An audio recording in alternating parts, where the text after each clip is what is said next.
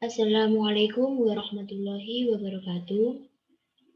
Kali ini kita akan melanjutkan materi selanjutnya, yaitu mengenai himpunan. Sebelum kita ke topik utama, ada beberapa kata dari saya. Belajarlah dengan rajin, masa mudamu terlalu berharga untuk kamu abaikan. Mungkin dari beberapa kata ini bisa menginspirasi buat kalian. Jadi manfaatkan masa mudamu itu untuk hal-hal yang positif. Salah satunya yaitu belajar dengan rajin. Topik yang akan kita bahas di sini ada 4. Kardinalitas himpunan, himpunan bagian, himpunan kuasa, dan kesamaan dua himpunan.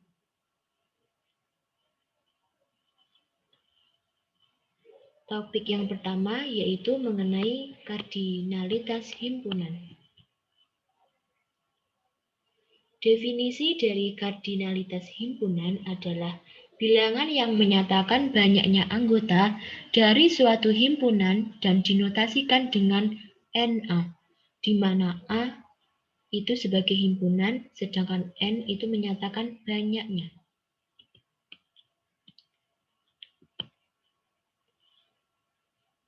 Di sini ada sedikit informasi. Yang pertama, himpunan hingga adalah himpunan yang memiliki anggota hingga atau finite set. Contohnya yaitu A. 1, 2, 3, 4. Yang kedua, himpunan tak hingga adalah himpunan yang memiliki anggota tak hingga atau tak terbatas. Infinite set. Contohnya himpunan B terdiri dari 1, 2, 3, 4, dan seterusnya. Dalam hal kardinalitas himpunan hanya untuk himpunan yang hingga atau bisa terhitung anggotanya.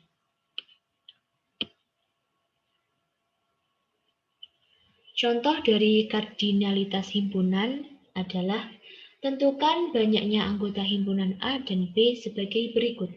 Himpunan A terdiri dari 2, 4, 6, 8, 10. Himpunan B 1, 3, 5, 7, 27, 29. Banyak anggota A adalah 5, dinotasikan dengan NA sama dengan 5. Banyak anggota B karena himpunan B merupakan himpunan bilangan ganjil lebih besar dari 1 dan kurang dari sama dengan 9. Maaf, 29. Jadi banyak anggota B adalah 15, dinotasikan dengan NA sama dengan 15.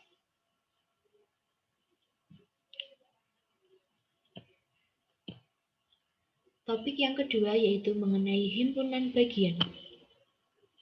Definisi dari himpunan bagian adalah himpunan semua anggotanya terdapat di dalam himpunan lainnya. Himpunan bagian disebut sebagai subset. Himpunan bagian biasanya disimbolkan dengan simbol seperti ini, namanya subset, yang artinya himpunan bagian dari. Sedangkan himpunan dengan simbol ini atau yang disebut sebagai unsubset memiliki arti bukan himpunan bagian dari. Contohnya, misalkan terdapat 3 buah himpunan yaitu himpunan A, himpunan B, himpunan C dengan masing-masing anggotanya adalah sebagai berikut. Himpunan A terdiri dari 1, 2, 3. Himpunan B terdiri dari 1, 2, 3, 4, 6. Himpunan C terdiri dari 8, 9, 10. Oleh karena itu, himpunan A merupakan himpunan bagian atau subset dari himpunan B. Sementara itu, karena semua anggota himpunan A merupakan anggota dari himpunan B juga, dari himpunan B merupakan superhimpunan atau superset dari himpunan B. Himpunan C di sini bukan merupakan himpunan bagian dari himpunan A maupun himpunan bagian dari B.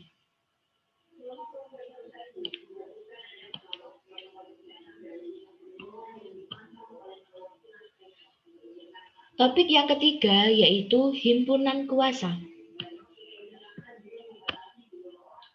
Di sini ada permasalahan, yaitu SMP Al-Amin akan mempersiapkan 2 orang siswanya, Ningsih dan Taufan, untuk mengikuti Olimpiade Matematika SMP tingkat provinsi. Persyaratan untuk mengikuti Olimpiade adalah sekolah boleh mengirimkan 1 orang siswa atau lebih dan boleh tidak mengirimkan wakilnya untuk mengikuti Olimpiade tersebut. Berapa banyak cara dilakukan SMP Al-Amin untuk mengirimkan wakilnya mengikuti Olimpiade Matematika tersebut?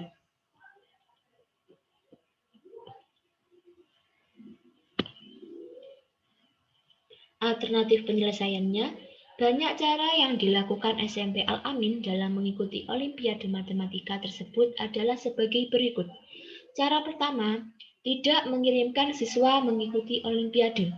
Yang kedua, hanya mengirimkan Ningsih mengikuti Olimpiade, jadi Taufan tidak mengikuti Olimpiade. Cara ketiga, hanya mengirimkan Taufan mengikuti Olimpiade, jadi Ningsih tidak mengikuti Olimpiade. Cara keempat, mengirimkan Ningsih dan Taufan secara bersama-sama mengikuti Olimpiade. Maka ada 4 cara pengiriman yang dapat dilakukan SMP Al-Amin untuk mengikuti Olimpiade tingkat provinsi. Jika A adalah himpunan siswa SMP Al-Amin yang akan mengikuti Olimpiade Matematika tingkat provinsi, maka A terdiri dari Ningsih Taufan. Misalkan himpunan siswa yang akan dikirim mengikuti Olimpiade dari keempat cara pengiriman adalah himpunan B untuk cara 1, himpunan C untuk cara 2, himpunan D untuk cara 3, dan himpunan E untuk cara 4. Maka cara pertama, himpunan B adalah himpunan kosong. Cara kedua, himpunan C adalah himpunan yang terdiri dari Ningsih. Cara ketiga, himpunan D, yaitu himpunan yang terdiri dari Taufan. Cara keempat, yaitu himpunan E, terdiri dari Ningsih Taufan. Dengan demikian dapat dikatakan sebagai berikut. Himpunan B merupakan himpunan bagian dari A. Himpunan C merupakan himpunan bagian dari A. Himpunan D merupakan himpunan bagian dari A. Himpunan E merupakan himpunan bagian dari A. Berdasarkan uraian di atas, maka anggota-anggota himpunan bagian dari A adalah himpunan kosong, Ningsih Taufan, Ningsih Taufan. Semua himpunan bagian dari suatu himpunan dinamakan dengan himpunan kuasa, sehingga dapat disimpulkan bahwa himpunan kuasa dari himpunan A adalah himpunan-himpunan bagian dari A, dilambangkan dengan PA. Banyak anggota himpunan kuasa dari himpunan B dilambangkan dengan NPA. Topik yang keempat, yaitu mengenai kesamaan dua himpunan. Definisinya yaitu, dua himpunan A dan B dikatakan sama jika dan hanya jika A subset B dan B subset A dinotasikan dengan A sama dengan B. Jika NA sama dengan NB atau banyaknya anggota himpunan A sama dengan banyaknya anggota himpunan B, maka himpunan A ekuivalen dengan himpunan B. Perhatikan contoh berikut. Di sini ada tabel yang menunjukkan himpunan A dan himpunan B dengan anggotanya sebagai berikut. Nah, kita diminta untuk mencari apakah himpunan dari keduanya itu sama atau tidak sama. Contoh yang pertama, yaitu nomor 1, himpunan A terdiri dari 1, 2, 3, himpunan B terdiri dari 1, 2, 3, maka himpunan A dan himpunan B adalah sama. Yang kedua, himpunan A terdiri dari 3, 2, 1, himpunan B terdiri dari 1, 2, 3, himpunan A dan himpunan B adalah sama. Yang ketiga, yaitu himpunan A terdiri dari 1, 2, 3, 4, himpunan B terdiri dari 1, 2, 3.